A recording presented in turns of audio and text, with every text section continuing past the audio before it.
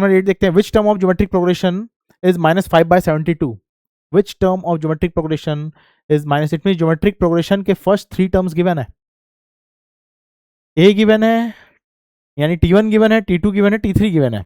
तो ऐसे केसेस में आपको क्या करना रहता है, जनरल मेथड है आपके पास कि आपको ये फाइंड करना होगा, आपको ये एज्यूम कर लेना होगा कि nth टर्म है, राइट। आपको ये एज्यूम कर लेना होगा, ये ज्योमेट्रिक प्रोग्रेशन है, आपको एज्यूम कर लेना होगा कि ये जो फाइंड करना है आपको, ये nth टर्म है। और फिर उसके बाद आपको n में, n जो कि यहाँ वेरिएबल हो जाएगा, n में एक इक्वेशन मिलेगा, उस इक्वेशन को हम सॉल्व कर रहे होंगे। ओके, तो इट मीन्स यहाँ देखते हैं a इक्वल टू -10 और यही T1 है, दैन T2 है 5/√3, 5/√3, T3 है -5/6, a जो कि T1 है, T2, T3, ठीक है। ये अगर हमने कर लिया तो आप ये देखोगे कि हम कॉमन रेशियो फाइंड कर सकते हैं। फर्स्ट टर्म है अपने पास, कॉमन रेशियो फाइंड कर सकते हैं, फिर हम nth टर्म का एक्सप्रेशन लिख पाएंगे, क्योंकि हमें मालूम है nth टर्म का क्या फॉर्मूला होता है। nth टर्म का फॉर्मूला होता है, nth टर्म का फॉर्मूला होता है Tn is equal to a r⁻n-1। तो nth टर्म का एक्सप्रेशन लिखने के लिए हमें a तो मालूम है बट r चाहिए, तो r कैलकुलेट कर लेते हैं। तो common ratio r is equal to T2/T1, right. First term by this, तो 5/√3, 5/√3 डिवाइडेड बाय -10, 5/√3 डिवाइडेड बाय -10। तो ये अगर आप सॉल्व करोगे तो ये आ जाएगा 5/√3 इंटू ये -10/1 है, तो ये रेसिप्रोकल होकर मल्टीप्लाई हो जाएगा 1/-10, राइट।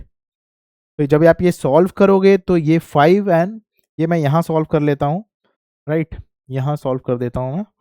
तो ये हो जाएगा common ratio is equal to 5/√3, एक बार वापस से कर लेते हैं, 5/√3 इंटू 1/-10।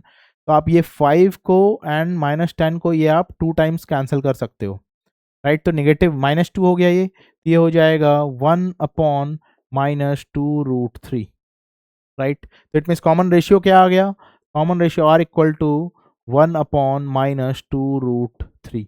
ये हमने फाइंड कर लिया कॉमन रेशियो, राइट।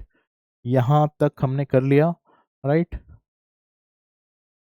नेक्स्ट हमें क्या करना है, ये फाइंड करना है कौन सा टर्म है ये, which term of the GP this is -5/72। तो हमने एज्यूम कर लिया let this be nth term, तो इट मीन्स nth टर्म का हमने एक्सप्रेशन देखा था, Tn equal to a r⁻n-1, और let this be nth term, let Tn is equal to -5/72। हमने ये एज्यूम कर लिया, let this is equal to -5/72। Okay, nth term का एक्सप्रेशन, nth टर्म हमें मालूम है इसके इक्वल होता है, it means a r⁻n-1 equal to -5/72, ठीक है। a r⁻n-1 equal to -5/72। तो इट मींस a का वैल्यू हम यहाँ सब्स्टिट्यूट करते हैं, a का वैल्यू -10 है एंड r का वैल्यू है 1/-2√3, 1/-2√3 raise to power n-1 is equal to -5/72। इस स्टेप में आपको क्लियर है, हमने सिंपली a के प्लेस में -10 सब्स्टिट्यूट किया, a फर्स्ट टर्म है, तो a के प्लेस में -10 सब्स्टिट्यूट किया। r हमने कैलकुलेट किया है 1/-2√3, तो r के प्लेस में हमने 1/-2√3 सब्स्टिट्यूट किया, r का पावर n-1 है तो n-1 है। और t nth टर्म जिसका हमें फाइंड करना है कि ये जिसे हमने nth टर्म एज्यूम कर लिया वो है -5/72। ओके, क्योंकि ये हमारा वेरिएबल है, n वेरिएबल है और ये टर्म पूरा वेरिएबल के साथ है, तो इसे तो हम डिस्टर्ब नहीं कर सकते हैं, इसे तो हम कुछ नहीं कर सकते। इस -10 को हम उस साइड शिफ्ट कर लेते हैं, तो ये पूरे को हम एक साइड रखेंगे, तो 1/-2√3 raise to power n-1 is equal to -5 divided by 72 into 1/10, -1/10, sorry -1/10, ये 10 उस साइड आएगा, -10 उस साइड आएगा, तो -1/10। ओके, आप देखो उधर कैंसिलेशन हो रहा है, तो ये 5 एंड ये 10 2 टाइम्स कैंसिल हो गया, और माइनस माइनस साइन भी कैंसिल हो गया, माइनस माइनस साइन भी कैंसिल हो गया, तो ये हो जाएगा फाइनली 72 इंटू 2 144, 144। तो और ये हमारे पास क्या आ गया, 1/-2√3 raise to power n-1, right. तो ये थोड़ा हम और ये हम थोड़ा नेक्स्ट पेज कर लेते हैं, एक पेज एक्स्ट्रा यहाँ पे कर लेते हैं। तो हमने क्या किया है, यहाँ आप देखोगे -1/-2√3 raise to power n-1, 1/-2√3 raise to power n-1 is equal to 1/144। Okay, तो यहाँ आप देखोगे ये अगर हमें सॉल्व करना है तो n, यहाँ n वेरिएबल है, राइट। n हमें पता नहीं है, ऑड है, इवन है, हमें कुछ नहीं पता है, राइट। तो ये इसे तो हम डिस्टर्ब नहीं कर सकते हैं, तो हम इसे ट्राई करेंगे कि सेम 2√3 के टर्म्स में क्या हम 144 को एक्सप्रेस कर सकते हैं, इसकी कोशिश करते हैं हम। तो 144 का अगर आप जब प्राइम फैक्टराइजेशन करोगे तो 2 से किया आपने तो ये हो गया 72, फिर 2 से किया आपने तो ये 36, फिर 2 से किया 18, फिर 2 से किया 9, फिर 3 से किया 3, फिर 3 से किया 1, राइट। तो ये हो जाएगा 144 is equal to 1234, 2 raise to power 4 into 3 square है, 123 स्क्वायर है, राइट। अब देखो 2 और 3 का पावर तो है, बट यहाँ 2√3 है।